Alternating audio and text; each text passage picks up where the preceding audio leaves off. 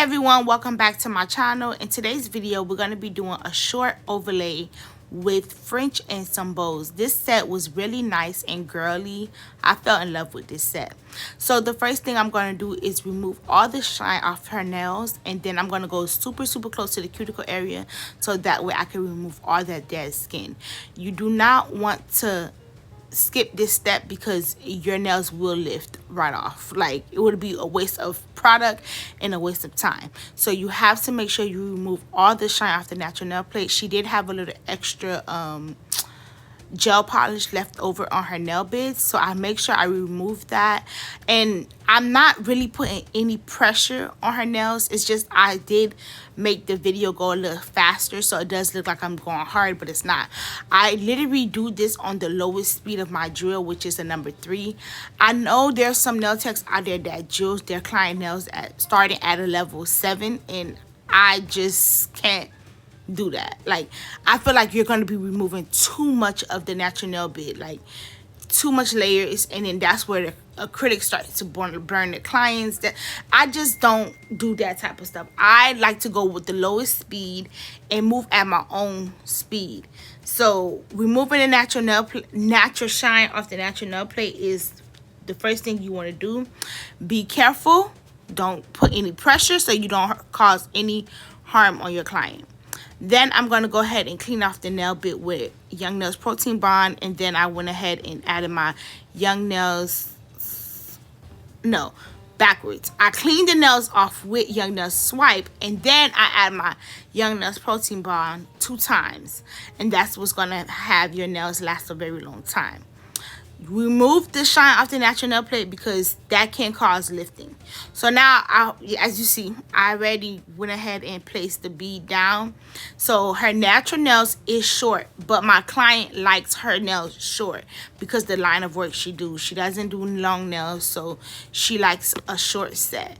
And what I like to do is I kind of give her like a little length, so when I do place that bead down, I'm working with more so of a drier bead than a wet bead.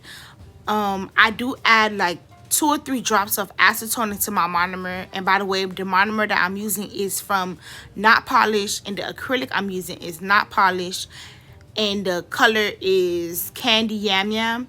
Let me tell you about this color. I love Not Polished products. That's like my go-to top #1 acrylic. But this was my favorite pink color. But I think they changed it. Like, it used to be called Candy Yam Yam, and then they changed it to Candy Yum Yum. Or, like, I don't know what happened, but they changed it. And to me, the pink doesn't look the same. It still looks pretty, don't get me wrong, but it doesn't look the same. Like, I think it was a little bit darker. But I'm rocking with it. I still like it. It's still cute. I just think I figured that it looks different, and I'm like, oh yeah, they had to change something when they changed the name. So that's what I was thinking. But I mean, I would have really loved the alert on it. I don't know, but I would have wished they would have told me something, because I love this acrylic. I really do love this acrylic, but I'm still rocking with it. It's still a nice pink color. It reminds me of Cotton Candy from Valentino. And it looks so much similar because I had tried Valentino Cotton Candy on my sister. And then I had, on my other sister, she had Young Nails. No, she had Not Polished Candy Yum Yum. And I looked at both of them. I'm like, your nails look the same. Like, it looks like the same exact color. And those are both of my favorite acrylics. So I like both of them. But yeah, I think they changed it. Like I said, I do go ahead and work with a drier bead. As you can see, I can move my bead around. I'm not picking up too much of a bead. And even if I do pick it up, I want it to be a little bit more drier, so that way I can have more control over it. When it comes down to acrylic overlay, you have to have control over it. And then you do not want to flood the cuticle area and the sidewall. So I'm very patient with that. I'm moving my acrylic slow, not putting too much pressure, because you don't want to put too much pressure on it and then the entire acrylic just slides down or it floods the sidewalls. So I kind of like be patient with my acrylic. And then I do it the same way I do my acrylic overlay on toes is the same way I'm doing it my acrylic overlay on nails. So it's the same steps, the same exact way. I do move my acrylic the same way.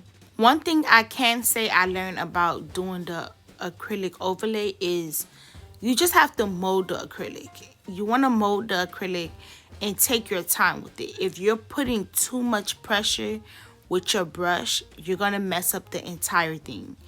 If you're moving too fast, if you don't know how to pick up the correct beads, you're going to mess up the entire thing. So just learn how to pick up the correct amount of acrylic, meaning your beads shouldn't be too watery, it shouldn't be too dry. It should be right in the middle where you can mold it and quickly place it where it won't dry as soon as possible. Like, you don't want it to dry once it goes on the nail plate. You want it to dry like on your timing. So of course you do have you got to move a little faster, but at the same time you just have to know when to move the acrylic.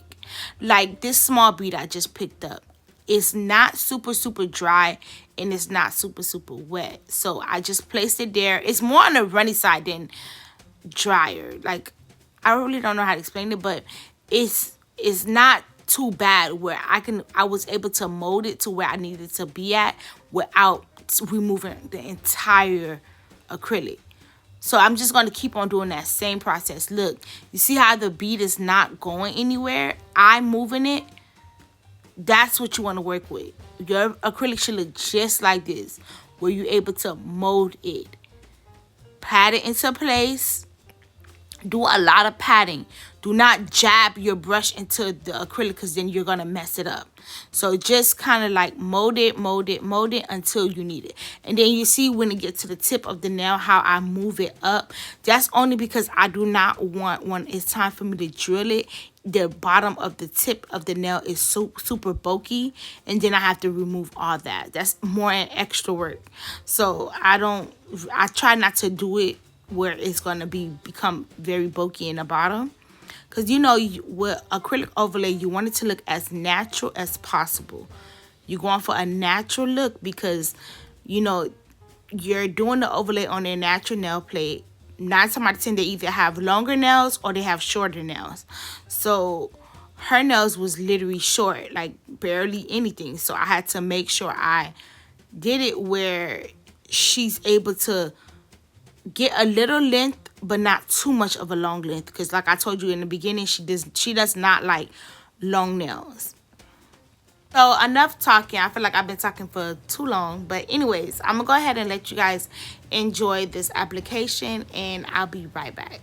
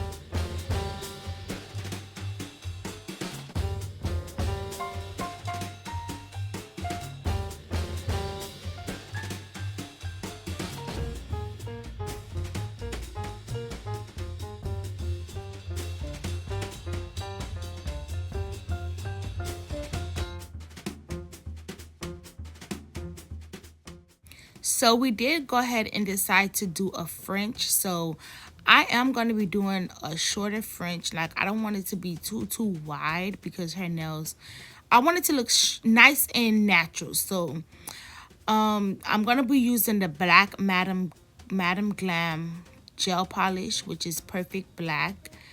And I'm just going to go ahead and draw on my Frenchie. I'm not doing too much. Like I said, I want it to be very thin. So I literally fill in the sides first and then go ahead and do like a U shape in the middle. So I connect it together and then I go ahead and fill it in.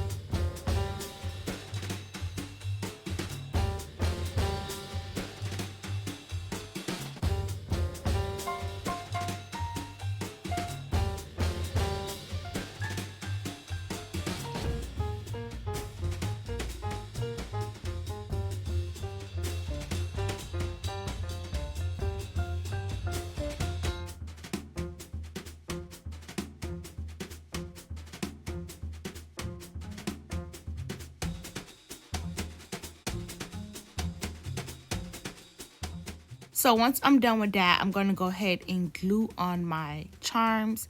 I like to use Young Nail Speed Clear for my big charms just to make sure they're not going anywhere. And this acrylic bead right here was a little too big. I didn't necessarily have to pick up that much of acrylic, but I really wanted to make sure it's going to stay because like I told you guys, her line of work, I did not want the bows to be flying off anywhere. So I made sure that I made sure I use my acrylic as my glue basically. So I made sure I sealed the sides of the charm so that way it does not fly off when she's doing her work or whatever she's doing. So to make my acrylic, my charms last, I make sure I put enough acrylic, not too much. I do say work with, small beads. Like that first bead I picked up was a little too big. I didn't necessarily need all that, but I made it work regardless. So I'm gonna keep doing the same thing. I'm gonna move on to the next step and do the same exact thing. Like this is more so of a bead you want, and you see how it's more on the runny side, and all I'm gonna do is kind of like shape and mold it into the spot I need it to be with the brush. Like you see what I'm doing right there? That's how I do it. I use my acrylic as my glue, and I'm telling you, once you do this, you're not gonna want to go back. Like you're gonna always do this with your big charms because they're gonna last. Like one thing I hate is to charge a client for an extra service, which is adding on charms and bling, and then they're coming off literally the next day. I really do not like wasting people money, so I make sure my stuff is gonna last as long as it can.